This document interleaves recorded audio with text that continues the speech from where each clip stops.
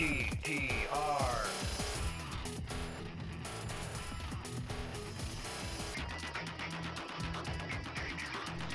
Hello, I'm Dan Sindel, and welcome to EZ GTR online video guitar lessons. Today is part 1, building the foundation of Pachelbel's Canon in D major, and we definitely have a lot to talk about today.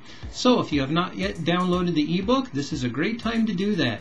Please go to www.ezgtr.com, sign up for the newsletter. We'll send you a link to download the ebook, and that is what we're going to be using to study today.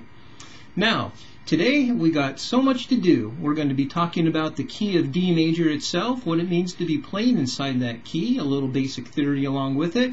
We're going to be building the foundation with some basic chords and some more advanced chords for intermediate to advanced players. We got a few extra surprises, so let's get started.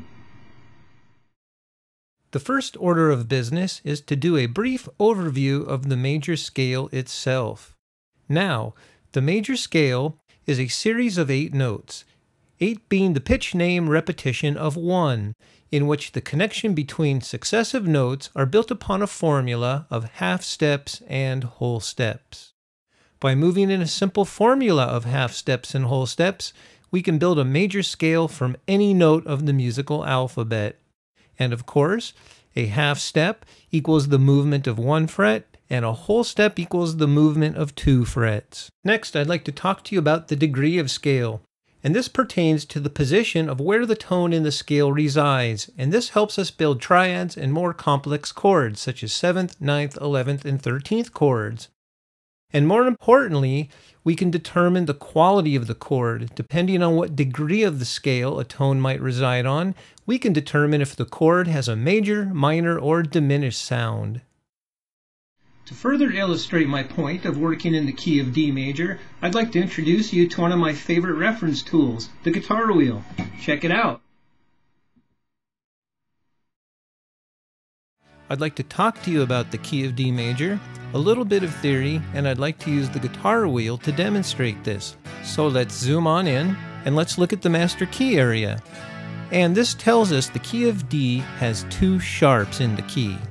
And by moving to the outer edge, these numbers here represent the degree of scale. And they work hand in hand with these notes in the white area. And what it means is D would represent the first degree of the scale, E would be the second degree, and so on. And these numbers here in the yellow are the frets. Now by moving to the inner part of the wheel, the green area tells us the major scale degrees, and most importantly, the quality of the chord. If we look at the numbers that are bold, 1, 4, and 5, this tells us our major chords. 1 is a D major, 4 is a G major, 5 is an A major chord. And by looking at the lowercase numbers, 2, 3, and 6, this tells us our minor chords. 2 is an E minor, 3 is an F sharp minor, 6 is a B minor, and 7 is our diminished. Now, what I'd like to do is talk about the chords used in the canon in D. Let's do some quick analysis.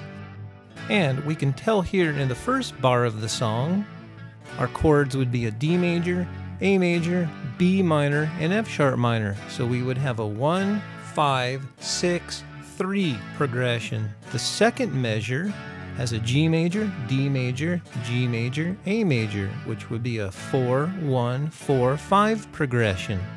Okay, great. We've just learned some basic theory. And I think we're ready to move on. We're going to go to the first page of the tab notation part of the manuscript, and we're going to address the first 2 measures of the song, and we're going to lay down the bass line. Okay, we're going to play to the bass line. I'm going to use my first finger just to make it easier for you guys to see what I'm doing. Okay, so we're going to join in as soon as the measure repeats. Here we go.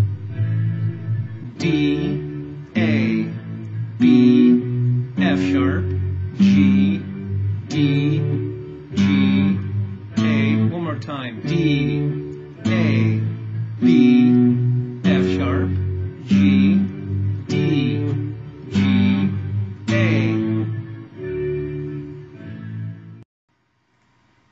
There is 56 measures in the song, and that phrase of the bass line is 2 measures, so it repeats itself 28 times. Well, let's move on to playing the basic chord structure.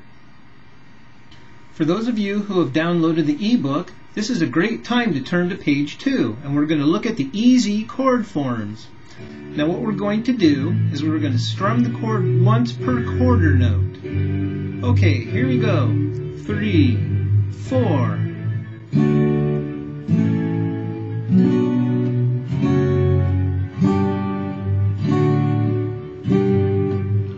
One more time. D, A, B minor, F sharp minor, G, D, G, A. Moving on to the alternate chord streams. And just so you guys know, it is not a requirement for you to play these chords in order to play the canon in D major. Just as a quick note, for you beginning players, this is a great study on actually playing different voicings of the chords. So let's look at bar 1. We have got a D with the D in the bass. Our second chord form is an A with a C sharp in the bass. Our third chord form is a B minor with a B in the bass. And our last chord of the first measure is an F sharp minor with an A in the bass, which of course is our third interval. Now the first chord of the second measure is a G. It has a D in the bass, which is the fifth. Now the second chord form is a D, and it's strictly the type 2 bar chord that we know, with a D in the bass. The third chord is a G with a B in the bass, which of course is our third. And the last chord of the second measure is an A with an E in the bass, which is our fifth. Now it gets a little more interesting up here on measure 3. We're going to go up higher. We have got a D with the D in the bass.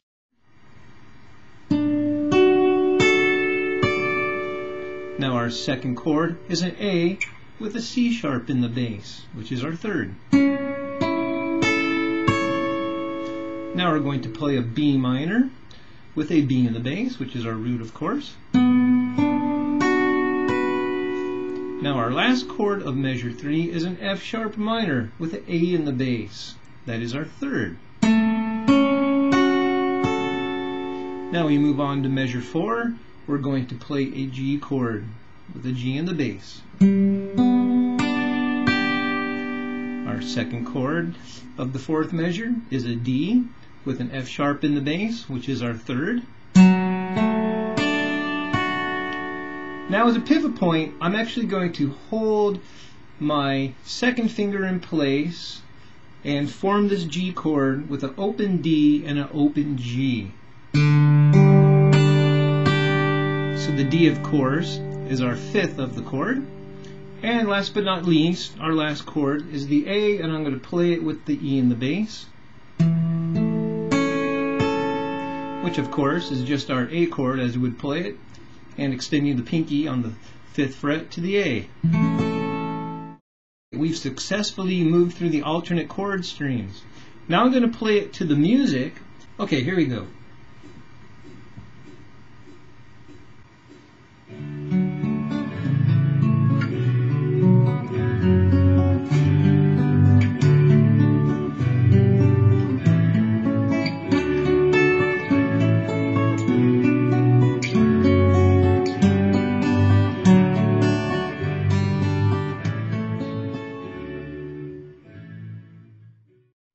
Well, we sure have learned a lot in today's lesson, and before I get out of here, I just want to share some info with you really quick, because every now and then I'm able to save you guys a little bit of money on products that I like, and by special arrangement with my good friends over at the Guitar Wheel, I can get you a little discount at checkout at Amazon.com.